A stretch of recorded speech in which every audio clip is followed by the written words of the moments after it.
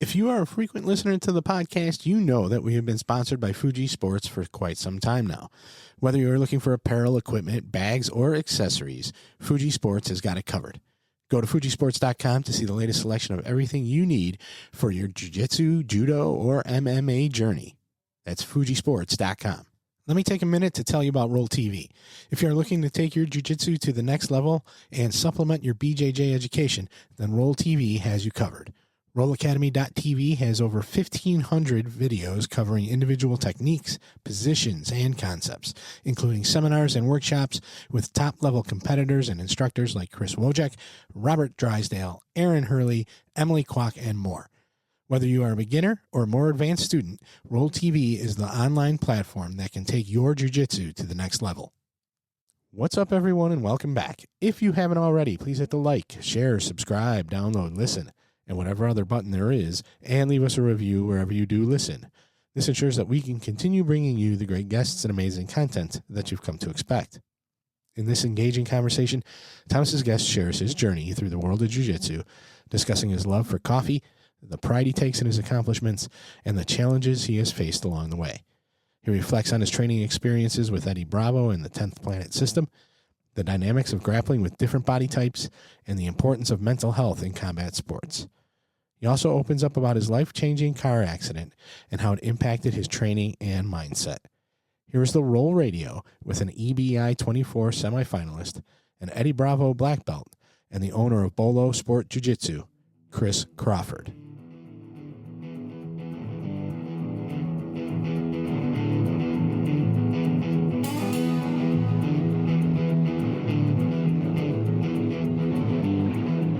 Welcome to RŌL Radio.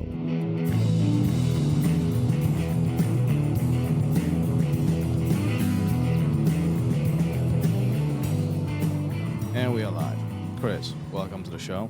How are you today? Thank you for having me. I'm doing good. How about you? I'm great. I see you have a cup of coffee in your hand. Yes, sir. Big coffee drinker. Oh, yeah. I never use the handle either. I don't know why.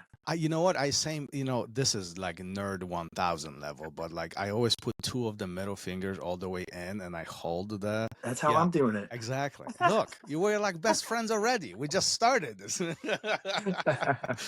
What kind of coffee do you like? Man, really any coffee, but I'm a big fan of like stronger coffees, like espresso based. Yeah. I drink a lot of lattes. I was in Switzerland too for like 3 months of this year, 3 months of 2022. I'm sure we'll talk about that a little bit too, but you know, the European coffee is amazing. So super espresso based, all espresso. So got exposed to that. And I growing up in South Florida, I've kind of always been a fan of that Cuban coffee, those little shots of espresso. And yeah. Is that part of your routine? By the way, I love espresso. That's like my daily morning thing. But is that part of your routine in the morning? Get a cup Always. of coffee, or are you a full day coffee kind of drinker? Full day, to be honest, but I have to start the day with coffee. Definitely always have like an afternoon coffee. So here's an important question. How cranky do you get if you don't get a cup of coffee? I can get pretty cranky. Oh, Yeah. No. Those are important questions to answer. Anytime I walk into the academy and my staff sees me, I was like, oh, he didn't have coffee yet. Oh, damn, it's going to be a rough morning. Yeah. People that are close to me know the same. I'm the same way. Am I right or am I right?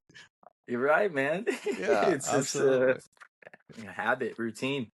Yeah, absolutely. I see you displayed some belts right behind you. Is that a moment of pride for you, in a sense of you take a lot of accomplishment, a lot of pride in accomplishments that you've done so far in your life? Totally. These belts in particular, were like my first like real like big belt winnings. You know, like I'm not including like little local jiu-jitsu tournaments and stuff like that, but like these were for like an MMA promotion in Florida, specifically for combat jiu-jitsu, and they did a pretty good job with their belts and displays, and so yeah, I was always pretty proud of it.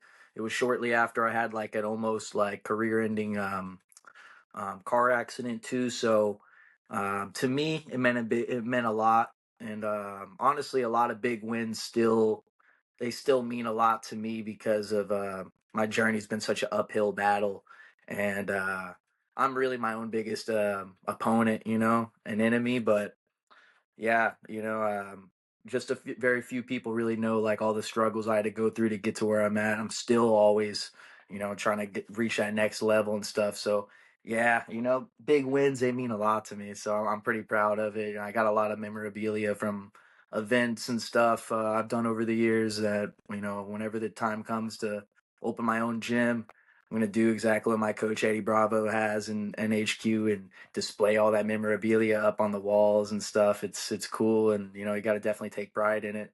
And I think for a student, it's cool. It's cool to like look and see like, oh shit, Eddie did all this. Look at him when he was in his prime. Look at him here. Look at him here. Look at him starting EBI. Like it's just cool to see, and yeah, I definitely want to show that off a little bit to my future students, and show them like, hey, you can do this too. You can be even better. And we'll get to your story as Yeah. these conversations continue unfolding, because I do find it very interesting, some of the obstacles that you have gone through to get to where you are. But HQ is pretty cool, isn't it? Like Oh yeah.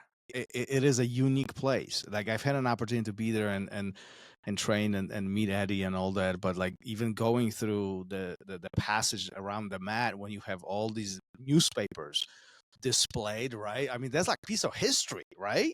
Yeah, yeah. You got magazine articles, Yeah. all sorts of cool stuff, and even High Times magazine articles. It's just really cool, It's cool to see how far he's really blown up jujitsu in his way, in that no gi presence. But it's just cool, I definitely, when I started martial arts, definitely probably didn't think any of that stuff was possible, like being interviewed even on a podcast and magazines, and just I always just thought it was fun. So it's just cool. It's really cool to see like yeah, how big you can grow your following, and how much you can change your life through this awesome art.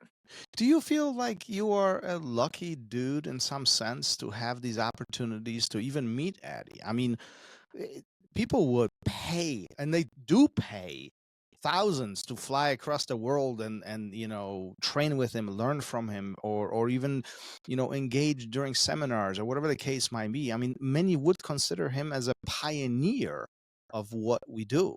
For sure. Oh yeah, for sure. I was one of those guys too. I knew about him before I trained with him full time, and would travel from Florida to LA a couple times a year, and then eventually got affiliated under him, and then eventually moved out there to train under him full time, and yeah, it's amazing. I every day is a blessing, and sometimes I'm guilty of taking advantage of it in a sense where like you get so comfortable with it, but then I'm in Florida right now, so I don't really have like a good home gym I can go to in the city I'm in.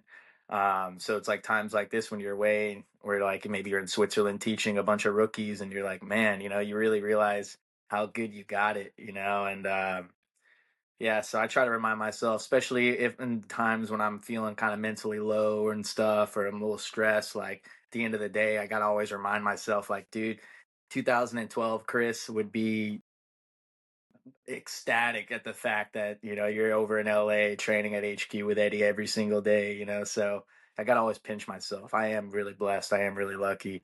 Yeah. Like the moments where we travel and we are away from the day-to-day routine, that must be hard, isn't it? Yeah, it's really tough. It's really tough.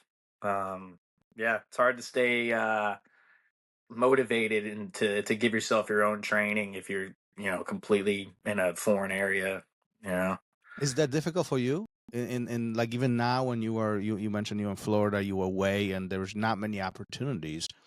Is that Ye- do you struggle with that in a sense of getting yourself going and really staying to the discipline of training? yes and no. I now that I'm a little bit older, like I'm 31 right now, and I've definitely noticed over the last several years I've been like doing a little bit more like quality training over quantity training, if that makes sense. I used to go, obviously I had a lot more energy too. I'm still fairly young, still have a good amount of energy, but I can tell a difference between 22 and, almost 32. And, but yeah, back in the earlier 20s days when I was like, fresh blue, early purple belt, whatever it was, I was always eager to train like as many times a day as I could. If I was in a foreign area, different city, different state, country, wherever the nearest gyms are, I'm gonna go and check them out. Um, but I'm a small dude. I walk around like 140 pounds.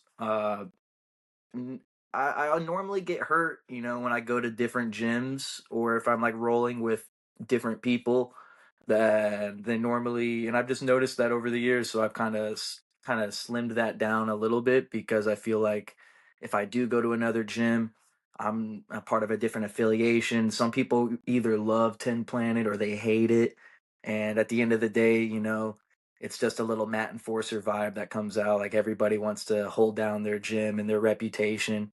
And I'm pretty flowy and friendly when I visit, but um, a lot of times that gets taken advantage of, and then I end up getting hurt or something. So Why do you think that happens? Why do you think? And this is actually one of those like taboo topics. Like not many people talk about this, but from one side we all embrace this brotherhood, this community, right? Like, let's all hang out. We all train jiu-jitsu. We all brothers.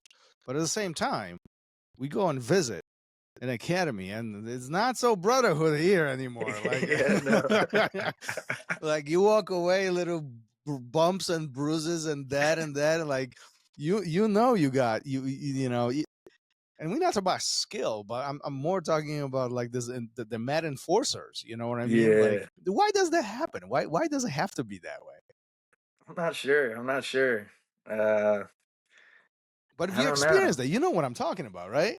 Oh yeah, it happens to me every time I visit a different gym. So I just kind of pick and choose when I do drop into them, just because I always have an incident where it's they'll get mad that the role got a little bit more intense, and then I look like the bad guy, and then I'm just like, man, I'm just trying to roll, get a little sweat today, like I'm not trying to go like Eddie always jokingly calls it like Naga Worlds mode, because there's no Naga Worlds, really, but people are trying to roll like it's like, there's a big old, belt on the line or something like that. And it's like there's times and place where, for rolling like that, but Do you think that maybe it sucks. happens because I would guess I would envision that some might be very protective of their own environment and there is a stranger coming in, or others perhaps might even look at this, now this is my time to prove myself, or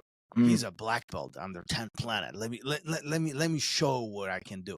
Do you think some of that plays a role in some of these behaviors? Yeah, totally. I think both of them, honestly, I think most of the time it's a little bit more of the yeah, I think it's a good combo of both, to be honest. But I get it, I get it. I definitely was probably one of those people too, when I was like a blue or purple belt, like probably was treating every role like it was a comp, always, so I get it, but it just it sucks though when the person's just like so much bigger than you, and Yeah. like steroids and TRTs like pretty common now in like our sport. Obviously TRT is like pretty mellow. Like after a certain age, like I mean, I get it. It's recommended after a while, but like you got some guys that don't need it that are getting it and stuff, and so it's yeah, it sucks when it's always someone like that because like I'm 140, no matter what I eat, so I'm always a smaller guy.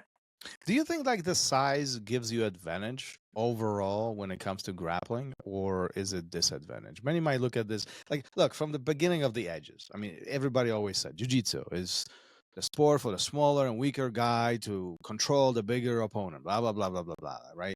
But like if we look at this logistically, mass is a mass, Mm. and you got you 140, you got somebody who's 240, which is Oh not shit. uncommon these days. That's Yeah. 100 freaking pounds on top of you, right? I mean, Yeah. so being 140, being on a smaller side, is there advantage or disadvantage to you? Well, yeah, if we're talking about a 240 guy, that's a disadvantage big time. Um, that's a guy I would want to buy a beer and be a friend with, right? I don't want to fight that guy. Oh shit, you know.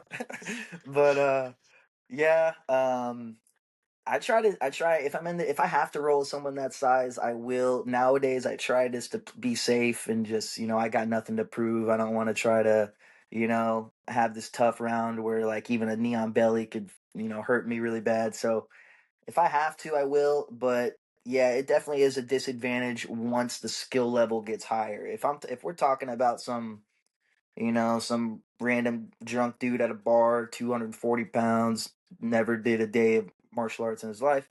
I mean, he's still, I don't want to be bottom side control from that guy, but he's going to feel like just a big kid, but if he's like a decent blue, purple, brown belt, um, really purple, brown, and up. You got some blues that could be killers, but at that size, yeah, as long as they got some skill, it's gonna not be like the most fun. You got to be strategic if I roll with them. I normally will just try to stay on top if I can even get on top, But most of the time, those big dudes, might have to go play leg locks and just stay safe there or something. But I've just learned to try to stay safe and, not get hurt in those rounds. Like, because at the end of the day, if you're rolling in the gym, yeah, you might finally tap that big dude and you're happy. But then you look at the clock and the clock's still going. The round's not over. You know what I mean? It's ain't a super fight. So, so yeah, I try just to, keep my energy as long as I can. If it was a Is, comp, I'd be trying to go quick. is there one particular event that made you come to that realization of, look, I need to be safe more than do Naga worlds, or Yeah, I think it was just over time, like the fact, like I don't want to take any days off for the most part. Like I like to train almost every day, um, and if I can, a couple times a day, uh, and that gets a little stressful on the body. So yeah, I just had to learn over time, like okay, if I want to train this much, or at least so many times a week, full time in my head, I gotta just be smart. I gotta pick and choose my rounds. I gotta roll with the safer guys. Try not to roll with the big, 240 plus guys. And yeah, I think it was just that realization, and maybe some small injuries over time here and there. I've been fortunate not to get anything, knock on wood, too crazy over the years. But yeah, just little moments like that where I'm like, okay, I gotta just dial it down. Or working through injuries too is another one. Just being why do you hurt think we already. are? Why do you think we are such a meatheads when we are starting? Because I think this what you were describing is pretty common. We go through years, decades, whatever it is on the mat. We get a little smarter, a little wisdom here and there. Wear and tear starts being exposed, which us we're being smarter about what we do, how we do it. But at the beginning, I feel like everybody goes freaking balls out. It's just like a destroy mode every moment. Hmm. Yeah, Why do you think that happens? I think I don't know. I mean, I think a lot of those. I think most people, especially most guys, like have that little like whether they want to admit it or not. Like they all kind of think like I see red, like when I get mad, and so I think they go into it and they have the wrong mindset. They think it's a real fight or like they're treating it like it's life or death. Just that's just comes with inexperience, really, So I think they don't really know what to expect, and they want to prove themselves to everyone else and show how strong they are. I don't know, but we all know technique over strength at the for sure. But once you got the technique, the strength is huge as well. That's a big part of the game. But everyone comes in strong, That's kind of all they want to prove. But that's kind of the beauty of the game, right? Sometimes we do think that strength or speed really overcomes some of the mechanics and leverage that Hmm. we can gain, and this is where the equalizing of the control comes in, right? Totally. Yeah. Yeah, it's true. It's always cool. It's always cool for those guys to get a little humbled, They always get a little sold on the sport a little bit more. Yeah, it certainly is. Certainly is. So how did it all start, Chris? Go back, rewind us a little bit. You're 31, almost 32 today, and this jiu-jitsu life has been around for a while for you at this point of life. But what was the first day? What got you into this? Man, so this might be a long one. I'll try to keep it somewhat quick, right? But so I kind of always grew up watching like WWE, like WWF back and then, so like I always watched like the fake pro wrestling and stuff. So I wanted to be a pro wrestler. I still do. uh, but that's what kind of got me into it. And so I was always backyard wrestling with my buddies, doing, these fake matches. And one day I had a neighbor who was doing, and I was always into sports as well before that. Like, I was always playing football, baseball, and stuff at a young age. And yeah, I had a neighbor one day who was doing karate, and I just went with him and signed up. Obviously, I was just having fun, and my buddy was going to it, and pretty much committed to that. And after like maybe they belt you every few months, right? It's karate. After like your first like 3 belts, they start having you like do some sparring, and then they start having you do some grappling. And that's when I was like, okay. And so I remembered like, I didn't know anything, so I was just replicating, the fake pro wrestlers. They would always do leg submissions, ironically enough, like sharpshooter, Boston crab, crossface, toe hold. So I would just emulate those, not knowing what the heck I was doing, and I would always have success with it. I competed. So I did karate until I was like, I did from like 7 or 8 until like 14 maybe. I got like my karate black belt. Right, I went all in on it, and I was competing all the time, doing U.S. Opens, but they always would have us do nagas and like little grappling tournaments. And it's funny because I'd always medal in those, and I would just be doing the walls of Jericho, the Boston Crab. Somehow it wasn't illegal back then for kids, so I got away with those for a How old are while. you at that point? I was 8. I Okay. was eight All or right. 9. It was. I have the medal still. It's cool. It was from 2004. Uh, yeah, it's Coral Springs, I think, in South Florida. Yeah, so I was like probably like 8 or 9, something like that at that age. But that was like my first martial arts tournament ever. And So with what how long do you do this karate? How long do you train? I like time wise, like Yeah. Yeah. I trained pretty much every day. The second I got out of school until No, I'm the talking about evening. like what's the length of your training? Meaning you started at 8 and when did it end? Yeah, 8 till like 14. Okay. Oh, Yeah. okay. So that's 6 years. I mean Yeah. that's a substantial amount of time. So Yeah. can we say that, is it safe to say that like in your mind you actually know what you are doing? I mean 6 years? Yeah, yeah. I mean, don't get me wrong. I'm not like saying like go join a karate gym and jump in the cage, like, but yeah. I mean, they exposed me to jujitsu and MMA, and yeah. I mean, I trained that religiously. I still got pretty good kicks to the point where if I ever do like any striking, most guys are either gonna try to punch or just do takedowns. But back then, people would go for takedowns, and I was like more of just I had a couple sweeps, I had some basic submissions, but I wasn't belted in jujitsu. But now my jujitsu is my strong point. So if I ever do MMA and stuff, it's kind of fun, because got a weird little funky style. I know. Huh? Yeah, But yeah, 6 years of karate, grappling. so at which point you are introduced to a formal jiu-jitsu? Um,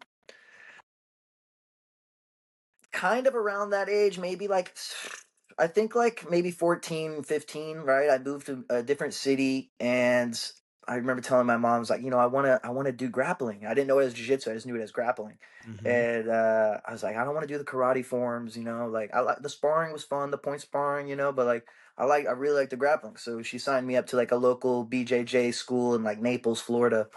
And ironically enough, like, I joined, but I just didn't really go all in. I was like kind of like a punk skateboarder, from middle school and high school. And, even though I kept finding my way in like a couple little gyms to test it out, I was just never really like big on the gi because I started with, karate grappling, and they would just have us roll in a t-shirt and Mm. shorts or pants and stuff. And he was always trying to cater us to no gi, no gi, no gi. So, that didn't last other than a few visits. And then when it was like maybe age 18, I went back to my karate gym. He gave me a job as like a kids coach and stuff, and then just wanted to kind of get me back into shape for free. I was like, right on, and then I did like one MMA fight with him, one amateur MMA fight, because I was kind of like more focused on MMA around that time. And he at that time he was telling me about Eddie Bravo and 10th Planet, and this is the same coach I had from a kid, and I trained with him Th- from 18 to like maybe 21, and I eventually moved from there to Jacksonville to start pursuing 10th Planet Jiu-Jitsu once they opened in This Florida. this is interesting to me because as far as I know, karates they do have some component of grappling, but it's not as big as what you are describing. I mean, it seems like that instructor had some knowledge to how useful this can be, even though karate seems to be a more of a traditional striking art. Yeah, I still keep in touch with him. He's a good dude. He doesn't really train too much anymore, but yeah, he was definitely not like a traditional karate, gym. Like we you did the little forms, right? Every belt had to do a little form, but like after like the first 6 months, like he really started just having you focus a little bit more on like the point sparring, and then the grappling and stuff. And he even had like a Muay Thai tattoo on. He was like a big Muay Thai Mm. fan. Like it was interesting. Um, but yeah, it was definitely a non-traditional karate. But shoot, that's what got me to where I'm at today. It's kind of crazy. But he was So always showing, 10P techniques. so walk me through this moment when you walk into 10th Planet Jiu-Jitsu for very first time.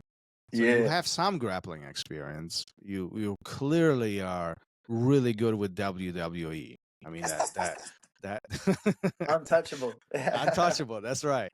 Right. You walk into 10th Planet. So as I understand, you are around 18 or somewhere 19 over there somewhere. Yeah, I was like 21, Oh, just okay. about to be 22 when I first walked into Oh, HQ. okay. So there are gaps in between all of this, right? So, okay. So you walk into 10 Planet. hmm What's your mindset? Like, do you think you can hang with these boys?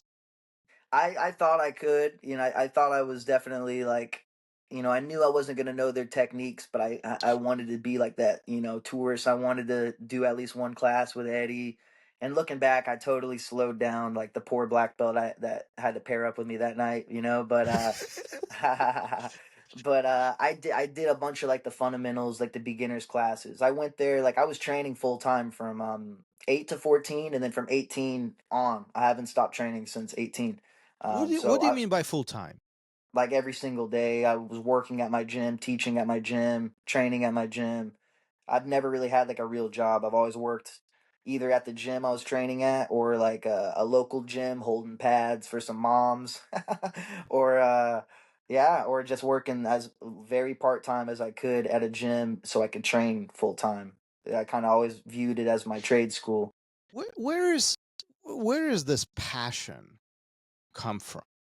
Because many, I mean, like I'm listening to you, and many people would say, "Well, screw this! Like like yeah, training for free is good, but like, are you really earning money here? Are you really like, you know what I mean? You know what I mean, right? I mean, like, and yet you are like your story is so interesting because that is more important to you than everything else. It seems like training is the priority in your mind.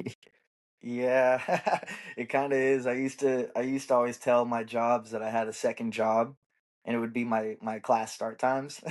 Like I have a 8:30 shift, or a 6, or I have like a 4 o'clock shift, and it was really I had to go teach a kids class, and then yeah, I just always I never wanted to take a day off. When I was a kid, I don't know why I used to think like if I miss a day, I'm gonna get a day behind. Someone's gonna catch up or something like that. Like, so I don't know. I'm just really competitive, and um, I've always wanted to be a gym owner and lifelong martial artist. So like, I just go all in with everything, and it's like my lifestyle. Yeah, it's like my life. So Do I you don't have many envision, other or interests.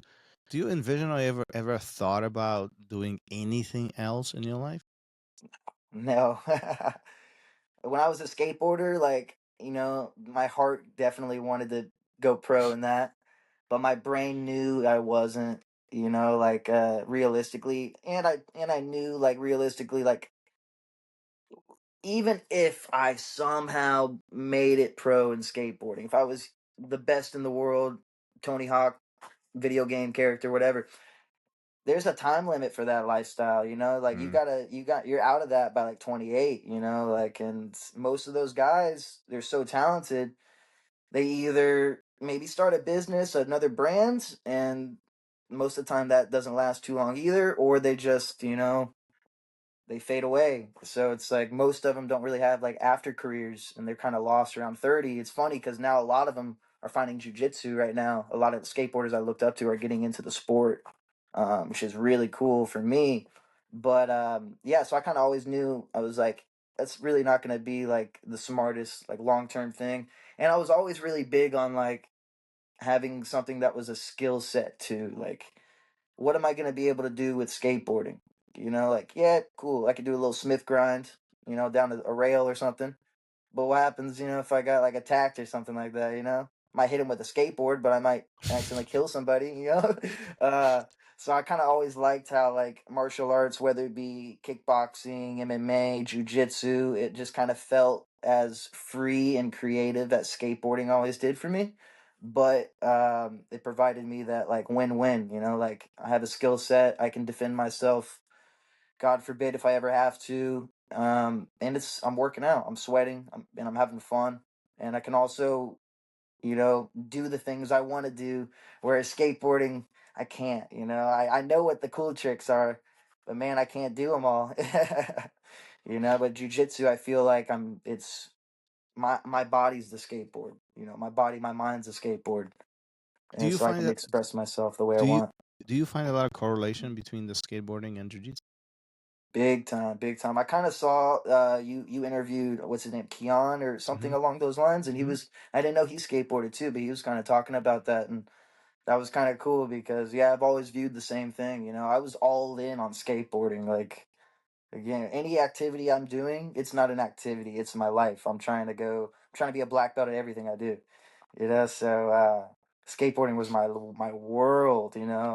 Still a part of me, but there's a lot of similarities, big differences, but a lot of similarities. Yeah.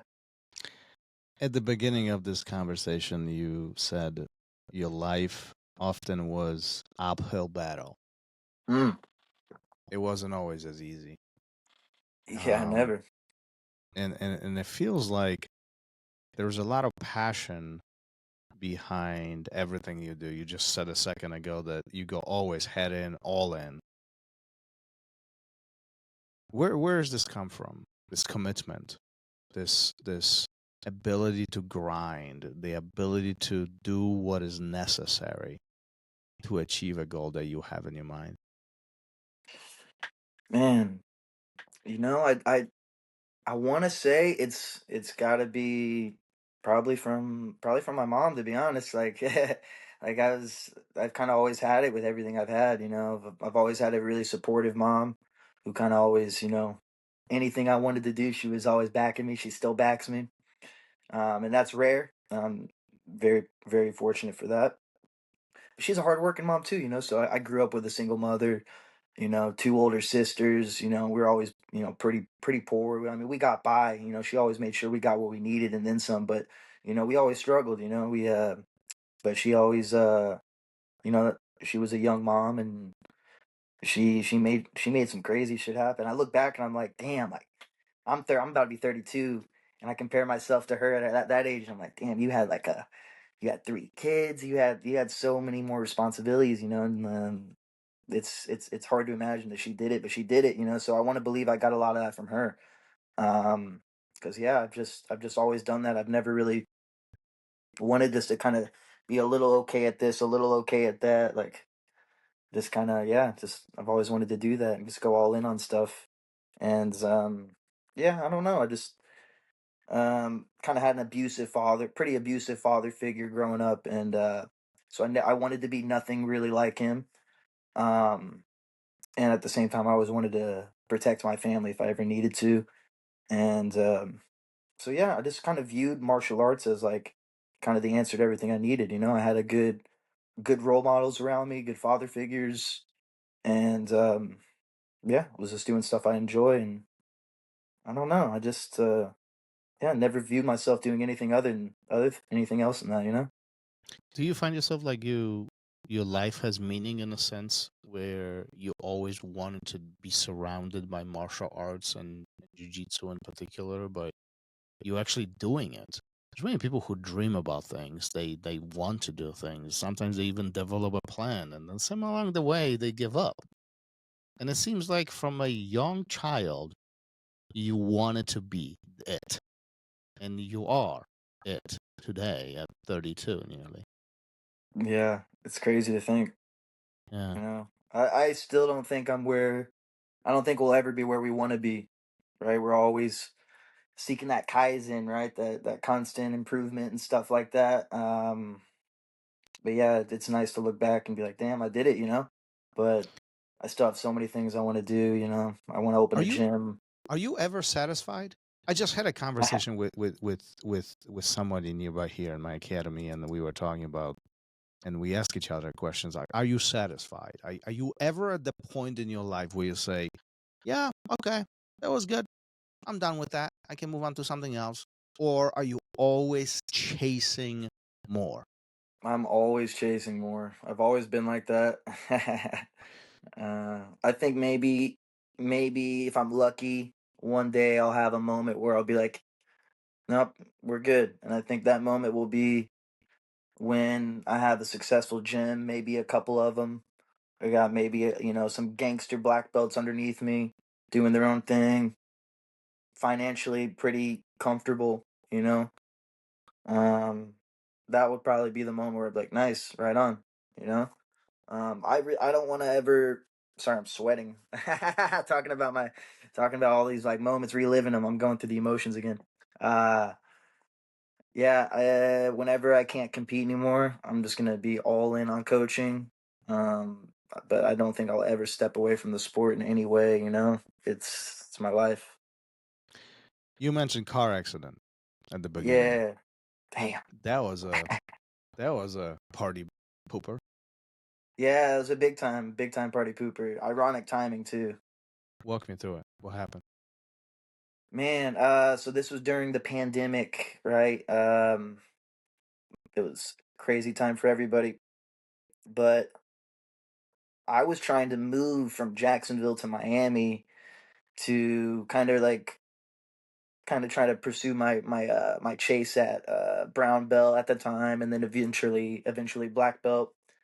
Um, and so I told my roommates, "Hey, I'm out at the end of the month." I told them in February. Told my jobs at the fitness gyms I was working at. Boom, March hits, COVID hits, everywhere's closed. I'm out of jobs. I'm already out of my room because my roommates filled it. And then Miami was not happening. And then I was gonna move in with my sister at the time too. She got pregnant, things changed, so I was stuck, and so I ended up, and I wasn't really training.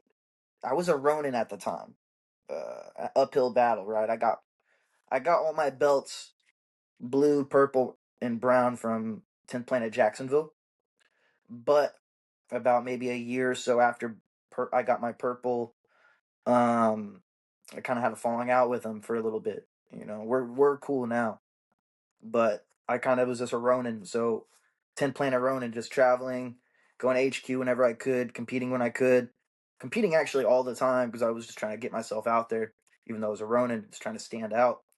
Um, so yeah, so that's kind of like that little time. So going back to the car accident, I pretty much I was stuck in Jacksonville for all these years, training at MMA gym, open mats, wherever I could. Couldn't go to the 10P at the time because we had some disagreements at the moment or at that time. And finally, just, I was staying with the girlfriend or a girl, pretty much a girlfriend I was seeing at the time. And so that's where I was living because I was out of my room. And we're not together anymore, but the one good thing that came out of her was she got me to kind of swallow my pride and go and hash it out with Tim P. Jacks, and everything was good. And so he was so I was like, cool, I'm gonna go to their open mat, start rolling there at least a couple times a week again. And again, we were all training still. Florida was pretty much still open, but yeah, I just remember I was getting off the exit, or getting off the highway. I was at this stoplight. Light just turned green. I'm at the very front. I'm like maybe 5 minutes down the road from the gym. Right as the light turns green, I go to make this left, get T-boned full speed from this truck that ran this red light, hits me on the driver's side. Man, the side bags, if it wasn't for the side bags, I don't know what would have happened, but I I felt like a bomb went off, like I was hearing this crazy little bell noise. I felt rocked, dude. I got a little concussion or something. But other than like a seatbelt burn on my arm somewhere, nothing too bad. I had a little bit of a rotator cuff injury on my right side, so I had to do a little bit of PT for that. But really just needed to do the PT for paperwork reasons, right? Walk me through that moment. You're making that turn. A Oof. full speed semi comes at you. Do you see it before it happens? Not at all. So the hit is the first thing that you notice. Yeah. So I assume your vehicle freaking flies off, and Total. do you know what happened? I'm just trying to imagine this in my head. Is like, do you know that you got hit? Do you know what is happening? What's going through your mind at that moment?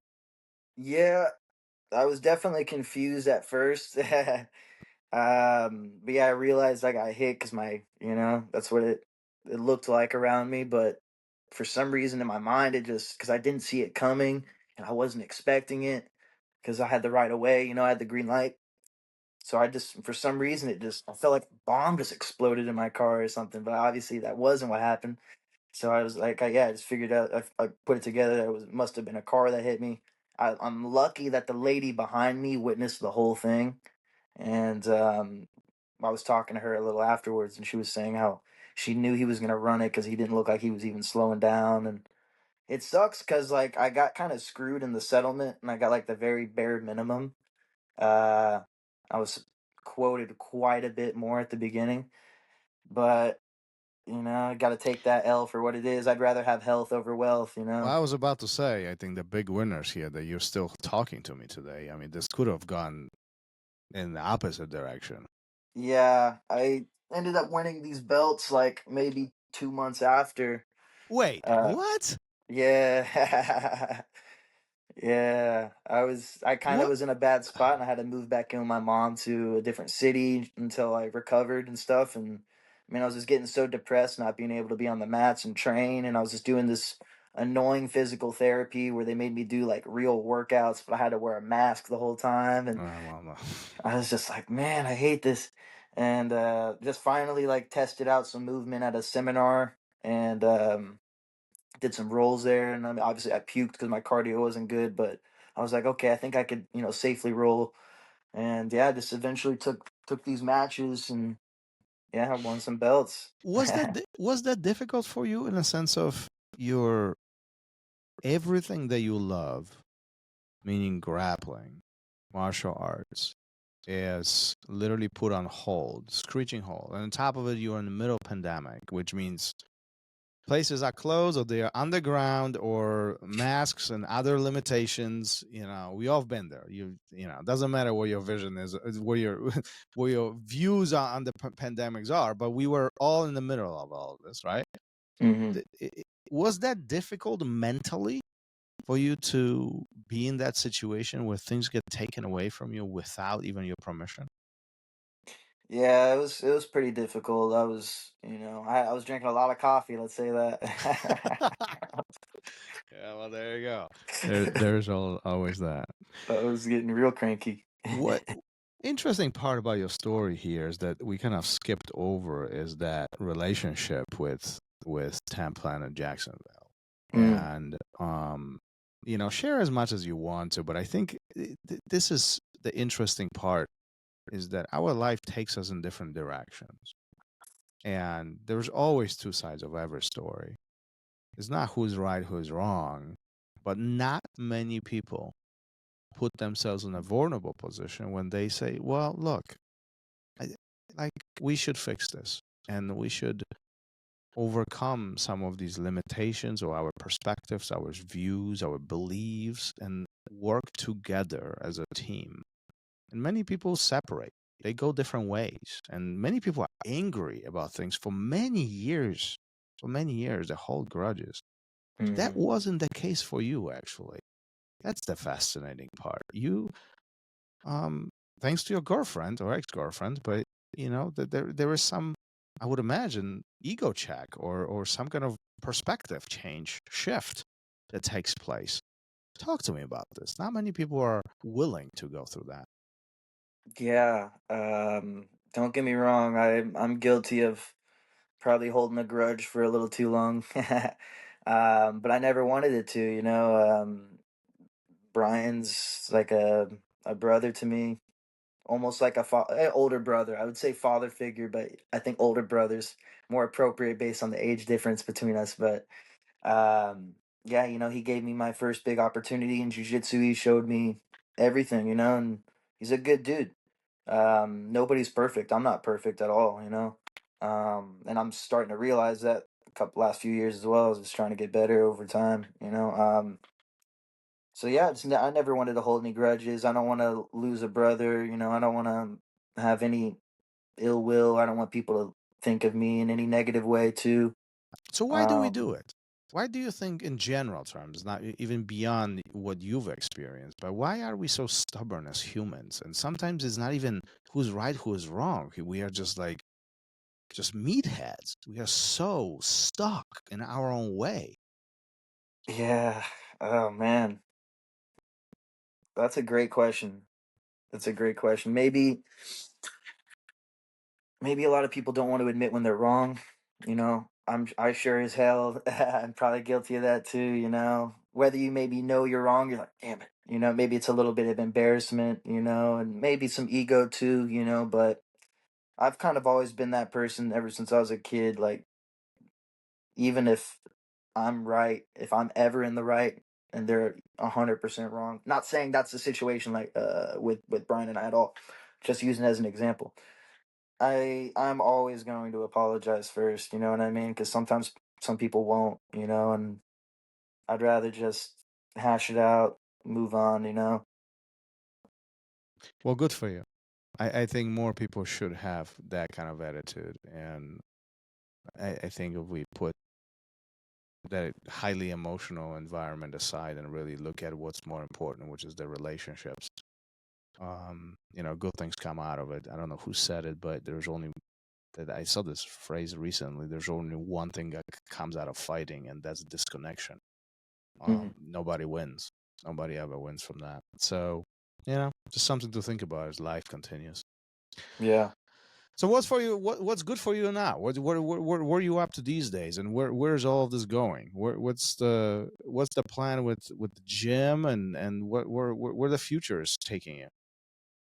So right now, I'm in Sarasota, Florida, just visiting family. I taught a seminar at a local gym like last weekend. I just competed in EBI like 2 weekends ago, maybe 3 weekends ago. Um, did a pretty good performance. First time in the bracket. I made it to the semifinals. Um, so yeah, kind of like just trying to get back to kind of how I was at purple belt when I was at Ronin, trying to compete all the time. Kind of trying to go back through that phase, and because I took a couple years off of competing until I do maybe Eddie shows whenever they would do the bantamweights or featherweights. But other than that, I wasn't really competing too much because most of the time you got to pay to just for your general admission, and you got to travel there. You gotta weight cut, make sure you got enough water and electrolytes for afterwards. Maybe you got to get a hotel. So for a while, I really didn't want to compete because it's a lot of money.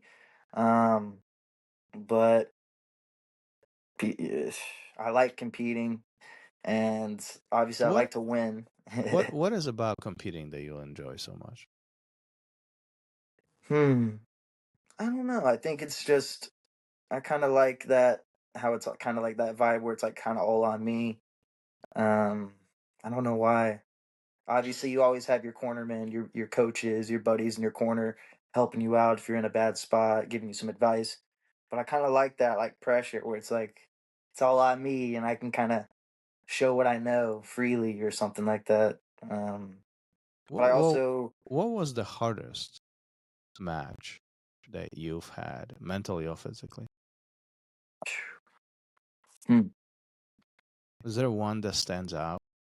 Like I say, toughest fight, and the first thing comes to your mind. okay. Good. Yeah, yeah, I got two. Um, one MMA fight I did. I kind of always been like on and off with MMA. It's always been all jiu-jitsu. But you know, as I kind of got better at jiu-jitsu, I kind of dabbled back in MMA. And shortly after I won these belts, I ended up doing, you know, it's the pandemic. There wasn't any competitions around really, so I was just taking what I could get, and I took an MMA fight against a, you know, undefeated prospect. They were hyping up way more than me, you know, and I filled in like maybe on a week notice, 2 week notice, not even. And I wasn't doing no striking. I was just coaching jujitsu and rolling. And went in there, subbed the dude third round with like 10 seconds left, you know. That was our last round as an amateur. But it meant a lot to me because car accident was, you know, a few months before. I didn't think I was ever going to compete again, let alone fight. And you know, kind of didn't really expect to win. I don't think anyone expected me to win. You know, I went in there with kind of a 50-50 record, you know, because I'm guilty of being a spontaneous MMA fighter. I'll take a fight randomly and just trust my training. And don't I don't recommend that to any up and comers. But fun stories to tell. But yeah, I don't think really that I really expected to win. You know, I knew I had the skills to beat him, but he was more seasoned for striking, and they were, you know, MMA is a shady sport. You know, they pick and choose who they want to win most of the time. You know, they got their favorites, these promoters, and they make sure they fill somebody that's probably gonna lose, or maybe looks like they lose a lot, or there's pros that really aren't that shouldn't be pro, but you don't really need much to sign off on that, you know. So you got guys that'll go and fall down after they get punched and they just want 400, $500. So yeah, so to me I was really emotional after that win. He was tough, you know, but it was more just a mental battle. That win meant a lot to me, and it was my best MMA fight even to this day. So that was a cool one. Another one, I wouldn't say it was tough in terms of like it's the same thing, man. No disrespect to any of my past opponents, but I'm my biggest opponent, man. All my L's, I beat myself. I really can't think of one where I was like completely outclassed. Where I was like, Jesus, that dude, whew, he's a beast.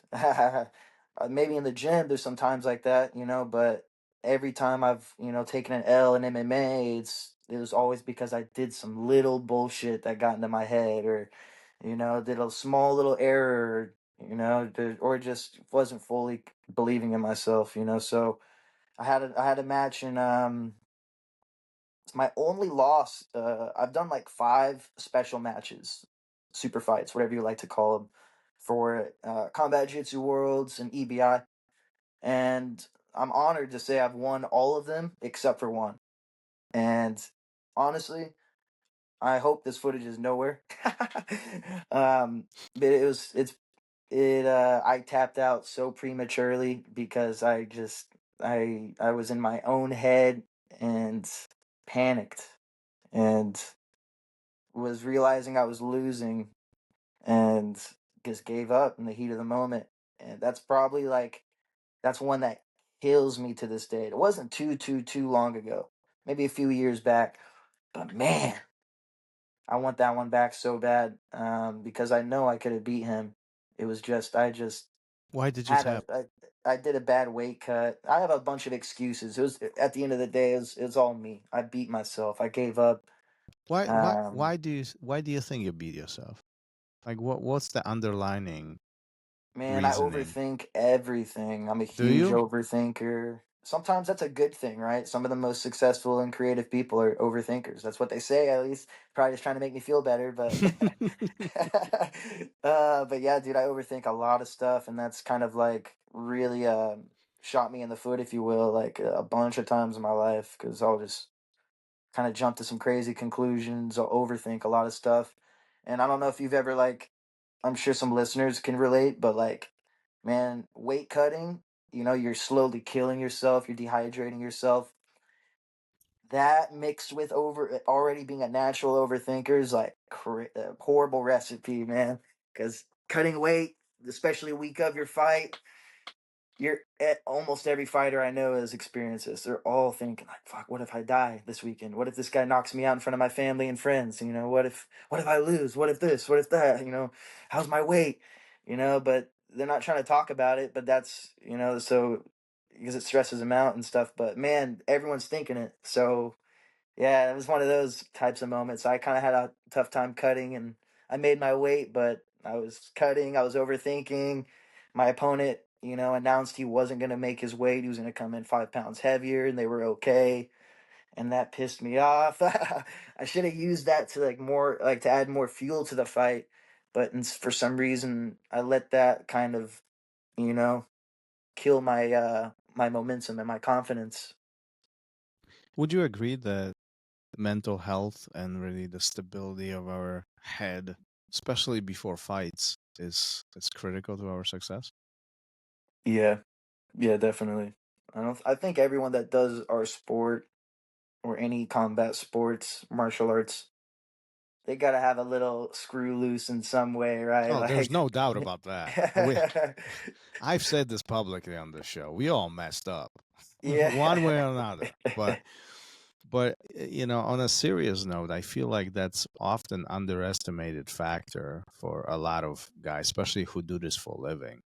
Just hmm getting in their own heads, analyzing things, and the anxiety of might or might not happen. It's pretty heavy on our mind. Would you agree? Yeah, it is. How do we change that? Man. I'm sure some people will probably be like, "Hey, take some DMT, man. Take some psychedelics." Right? I've never done any of that. I've done some mushrooms and stuff, but that could be an answer to it all, right? I'm haven't tried. I don't know. Maybe maybe some yoga, right? Maybe a mental health coach, right? Deep breathing. Who knows?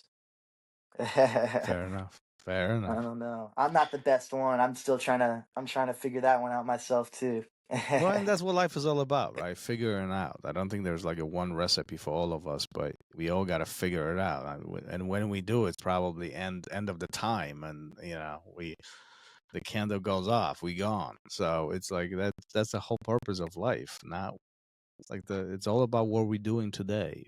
How we getting a little bit better, just a little bit, chipping away, Inch by inch. inch by inch, right? So what's for you next, Chris? What's coming up next? Well, Competition no plans? comps right now. Tomorrow, so my coach Eddie Bravo's ironically teaching a seminar tomorrow here locally. So I'm gonna go attend that. Maybe be the uke. I don't know. Um, and then catch up. Tempe Jacks will be there. I haven't seen him in person in several years. We have a few other 10th planets kind of around Florida and like that East Coast area that are kind of all driving down. So really, I'm just gonna kind of go and catch up with some familiar faces and stuff. But other than that, man, nothing right now. I did EBI 2 or 3 weeks ago, and then I did a Jiu-Jitsu World League, like a little local tournament, the weekend right Mm. after. So I don't know. I might try to find a match for next weekend. There's a small promotion in like San Diego area that's looking for an opponent for me. Just a small local show. But if they don't, I'm contemplating on maybe trying out for the next EBI in San Antonio. It's at 155 pounds, but it's not too far away. So I'm just gonna try to eat as good as I can while I'm in Florida. Couple extra tacos and you'll be right there. Exactly. So that might be my next comp, but other than that, I don't have anything like officially planned yet. I'm still always kind of looking around in some certain cities of Florida for good facilities, maybe for a potential gym, but that's gonna take some time. Good things take time. That's for sure. Good things take time. Yeah. Don't rush on that. Do it right, not fast. Yeah. All right, Chris. Well, if anybody wants to follow up or reach out to you or connect with you or train with you, or perhaps they are looking for some guidance from a training perspective, where can you be found? What's the website, social media? Where are you at? Yeah, mostly I'm using Instagram these days. It's at Chris Crawford 10P 10P. Yeah, I'm on Facebook. It's Chris Crawford, right? It's probably also affiliated with Chris Crawford 10P. Instagram's the best. I also I have a brand it's a rash guard of mine. It's called Bolo Sport, kind of like a Ralph Lauren mock-off. But if you look closely, it's like a Baron Bolo as the logo. Mm-hmm. So bolosport.usa on Instagram is my brand. I post a lot of Baron Bolo content, and then I also make some rash guards and shorts and stuff like that. And then I also run another page, 10P Janitorial, highlighting all the moppers, all the clean gyms we have. Started as a joke, but it's become its own thing. We have a good partnership with Defense Soap. Super prepared.